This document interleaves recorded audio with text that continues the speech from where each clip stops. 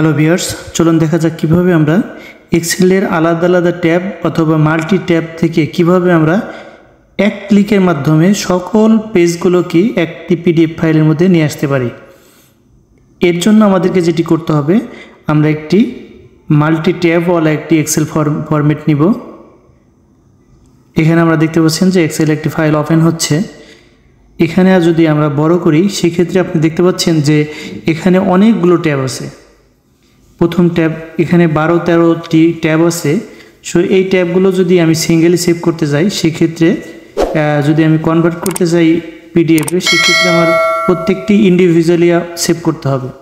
But আপনি একটি উপায়ে খুব সহজেই এক ক্লিকের মাধ্যমে সকল ট্যাবের যে পেজগুলো আছে এগুলো একটি পিডিএফের মধ্যে সেভ হবে। সাধারণত আমরা নর্মালি যে উপায়ে সেভ করি, আমরা সেভেসে গিয়ে ব্রাউজ করি, দেন আমরা যে কোনো একটি ড্রাইভে রেখে দিই। সাপোজ আমরা একটা ডেস্কটপে রেখে দিলাম, দেন এখানে আমরা একটি সংখ্যা লিখলাম, দেন এখানে আমরা চলে যাই পিডিএফে। এখন যদি আমি সেভ করি সেক্ষেত্রে আপনি দেখতে পাবেন যে এখানে শুধু 2টি পেজ চলে আসবে। তার মানে মোট কথা ফার্স্ট ট্যাবে যে ইটি ছিল সেটি এখানে চলে এসেছে। এ ব্যতীত যে আলাদা আলাদা ট্যাবগুলো আছে সেখান থেকে কোনো পেজ আসেনি। তার মানে এখন যদি আপনি সিঙ্গেল পিডিএফ করতে যান সেক্ষেত্রে অনেক দীর্ঘ সময়ের ব্যাপার, বাট আপনি খুব সহজ উপায়ে একটি মাধ্যমে আপনি আপনার ফাইলটি এক ক্লিকের মাধ্যমে পিডিএফ করে ফেলতে পারেন। এর জন্য আমরা যেটি করব, এখানে দেখতে পাচ্ছেন অনেকগুলো ট্যাব, দেন আমরা পুনরায় ফাইলে যাব। ফাইলে গিয়ে আমরা সেভ এসে যাব, দেন এখানে ব্রাউজ করব, দেন আমরা এখানে ডেস্কটপ ফাইলটি সেভ করব। সেক্ষেত্রে এখানে যেটি করতে হবে, আমরা যে কোনো একটি লিখলাম টোটাল ওয়ার্ক বুক পিডিএফ। দেন যে বিষয়টি আপনাদের সবচেয়ে বেশি খেয়াল করতে হবে সেটি হলো এখানে নিচে যে এক্সেল ওয়ার্কবুক, এখানে আমরা লিখব হলো এক্সপিএস। দেন আমরা অপশনে যাব, দেন উপরে অল থাকবে, তারপর নিচের দিকে আমরা লিখব ইন্টার ওয়ার্কবুক। এটি সিলেক্ট করে দেব।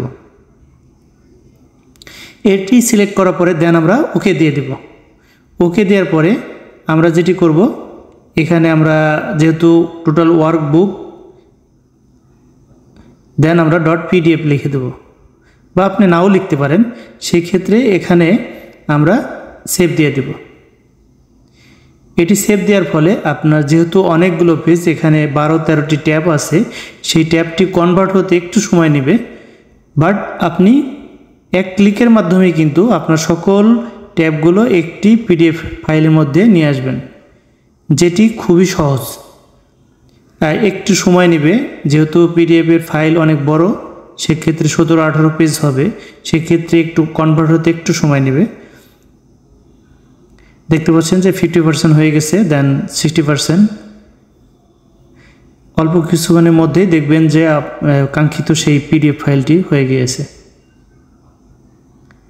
এইভাবে আমরা খুব সহজেই যে কোনো জটিল কাজকে আমরা খুব সহজভাবেই করে ফেলতে পারি, খুব সহজ উপায়।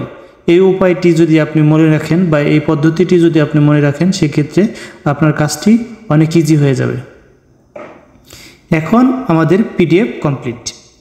দেখতে পাচ্ছেন যেখানে প্রত্যেকটি ট্যাবে যে যে লেখাগুলো ছিল এটি পিডিএফ হয়ে গিয়েছে। এখানে দেখতে পাচ্ছেন 1 থেকে 17 পর্যন্ত। আমরা যদি বলি প্রত্যেকটা ট্যাবেই এক বা একের অধিক পেজ ছিল, সেই ক্ষেত্রে টোটাল আমাদের পেজ এসেছে 17টি। মোট কথা আমার এই এক্সেল ফরম্যাটে যতগুলো ট্যাব ছিল প্রত্যেকটি এখান থেকে চলে এসেছে। এইভাবে আমরা খুব সহজেই করতে পারি।